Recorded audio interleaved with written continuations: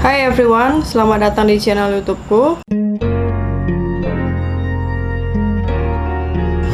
Di video kali ini aku mau share tentang gimana sih caranya ngelakuin perjalanan keluar kota di era new normal ini. Khususnya kalau mau naik pesawat ya. Hal pertama yang harus kita lakuin itu adalah kita harus rapid test. Rapid test itu merupakan salah satu syarat untuk kita bisa terbang naik pesawat. Nah, rapid test ini juga udah tersedia di banyak rumah sakit di setiap daerah. Nah, karena aku di Medan, kemarin aku rapid testnya itu di Rumah Sakit Siti Hajar Medan.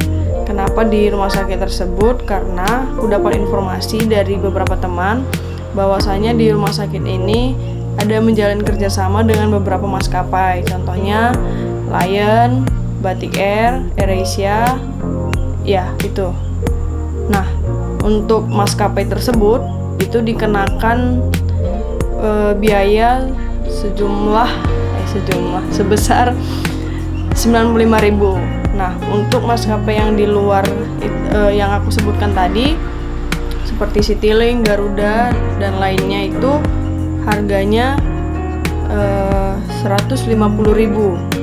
Nah, sama halnya juga dengan orang-orang yang hanya ingin rapid test saja tanpa ingin melakukan perjalanan. Ada juga beberapa yang aku temuin kemarin, mereka hanya mau tes aja gitu, hanya pengen tahu hasilnya aja. Itu sama harganya, yaitu 150.000. Nah, contoh hasil rapid testnya itu kayak gini nih.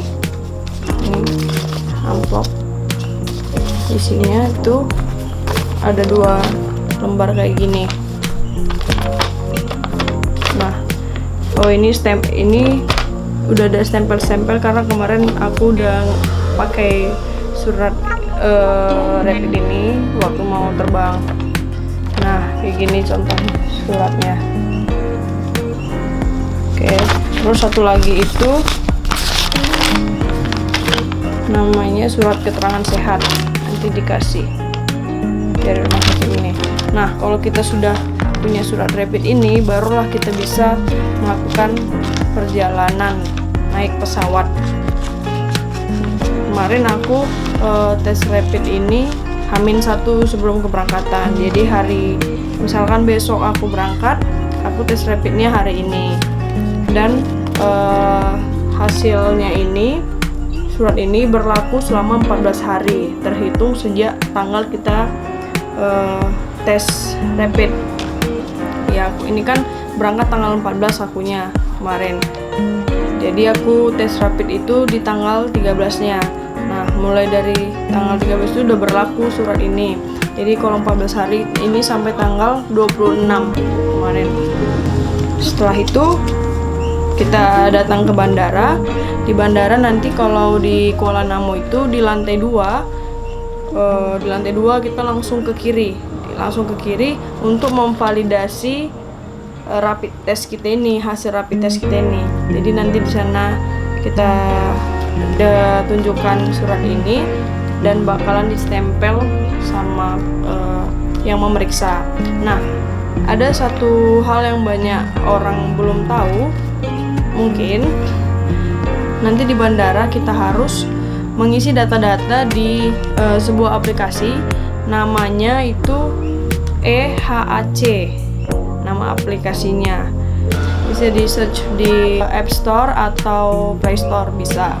Ya, karena kita harus ngisi data di sini. Ada nama lengkap kita, tanggal lahir, terus nomor KTP dan segala macamnya. Nah, ini gunanya nanti data-data yang di situ kayak kita asalnya dari mana, datang dari mana, terus kota yang mau kita kunjungi itu di mana gitu. Jadi kayak aku kemarin kan berangkat dari Medan kan, datang dari Medan, jadi aku isi alamat lengkapku di Medan, terus kota tujuanku itu kemana. Kemarin ke Jakarta Timur, di kecamatan apa, terus RT RW-nya semua lengkap lah, alamat rumah yang mau ku tuju gitu. Jadi nanti waktu kita setelah mengisi ini data di EHAC itu, nanti ada, setelah kita selesai mengisi datanya, nanti ada dikasih barcode. Nah, barcode itu gunanya untuk di-scan nanti di bandara kedatangan kita. Jadi kan aku berangkat dari Medan, Bandara Kuala Namu, terus kan bandara tujuannya kan kemarin ke Soekarno-Hatta di Tangerang. Jadi sampai di sana sebelum ngambil bagasi, nanti ada petugas yang bertugas untuk men-scan data kita tadi, men-scan barcode kita itu tadi. Jadi data kita masuk ke mereka. Nah, waktu kita validasi surat rapid itu di bandara keberangkatan, kayak aku di Kuala Namu kemarin, kita harus tunjukkan bahwasanya kita sudah mengisi data itu, tapi tidak di-scan barcode-nya sama mereka di bandara keberangkatan. Kita hanya tunjukkan bahwasanya kita sudah mengisi. Nanti yang men-scan pihak petugas yang di bandara kita tiba gitu. Nah, dan untuk data-data yang di aplikasi EHAC itu sebaiknya sudah kalian isi dari rumah. Nanti di situ tuh ditanyain kita naik kendaraan apa. Kalau emang pesawat, isi pesawat. Terus nomor kendaraannya apa gitu. Iya, kayak nomor kendaraan. Terus kursinya di mana. Gitu-gitulah. Nanti itu nggak sulit kok ngisinya. Semua data-datanya juga ada dari kita gitu.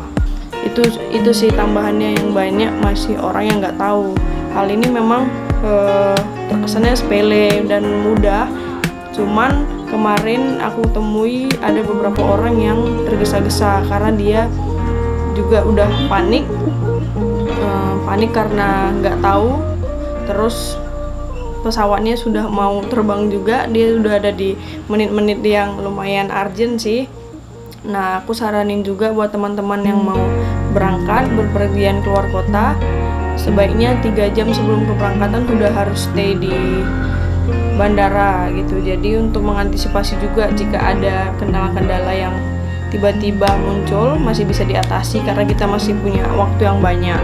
Nah, itu saranku. Jadi kemarin aku juga 3 jam sebelum keberangkatan udah di bandara, memvalidasi surat rapidnya juga tenang, antrinya tenang, antri untuk drop bagasi juga tenang, check-in juga tenang, jadi nggak buru-buru. Jadi juga kita tidak ketinggalan pesawat.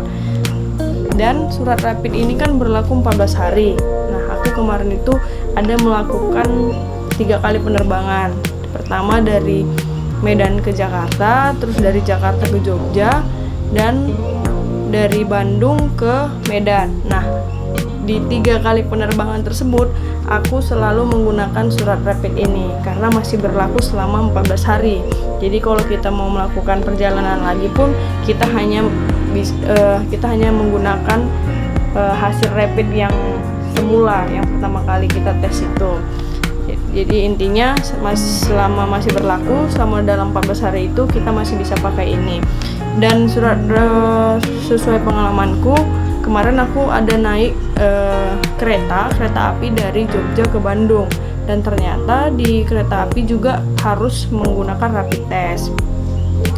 Nah, jadi nanti kalau kita misalkan setiap validasi di bandara itu nanti distempel bahwasanya kita itu layak untuk melakukan perjalanan. Oh ya, mungkin juga ada beberapa pertanyaan kayak emang di bandara nggak bisa rapid ya gitu, tes rapid. Bisa sih, bisa tes rapid, cuman takutnya kan rame gitu kan, jadi takutnya keburu-buru. Kalau aku pribadi sih lebih suka sebelum keberangkatan, kayak 1 hari sebelum gitulah, 1 hari sebelum keberangkatan. Jadi waktu besoknya mau berangkat kita udah tenang, tinggal memvalidasi ini aja ke surat-surat ini gitu. Itu sih saranku. Dan di kereta api juga, di stasiun kereta api kemarin aku di stasiun Jogja ada juga kok disediakan jasa untuk rapid test di situ. Cuman kayak kemarin contohnya banyak tuh yang ngantri gitu. Takutnya kan misalkan kita nggak keburu ntar jamnya gitu, yang harusnya kita bisa melakukan kegiatan yang lain malah jadi ngantri-ngantri untuk rapid test kan. Jadi bagus disiapkan dulu rapid testnya.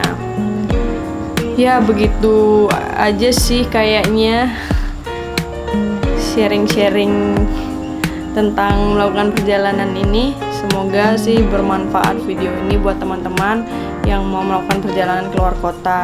Mungkin kalau ada pertanyaan yang lainnya bisa kontak aku di Instagram mungkin, atau kalau teman-teman yang ada nomorku yang kenal sama aku boleh di chat aja, nggak apa-apa. Nah, aku buat video ini juga karena banyak tuh teman-temanku yang nanya ke aku, gimana Pan, kemarin terbang gimana, harus rapid test nggak, terus di bandara gimana gitu. Dan waktu aku kasih tahu tentang salah satu aplikasi itu tadi yang EHAC itu juga banyak yang belum tahu. Mereka masih banyak yang mendengar tentang rapid test saja, harus rapid gitu. Nah, mungkin itu aja dari aku. Sampai ketemu di video selanjutnya.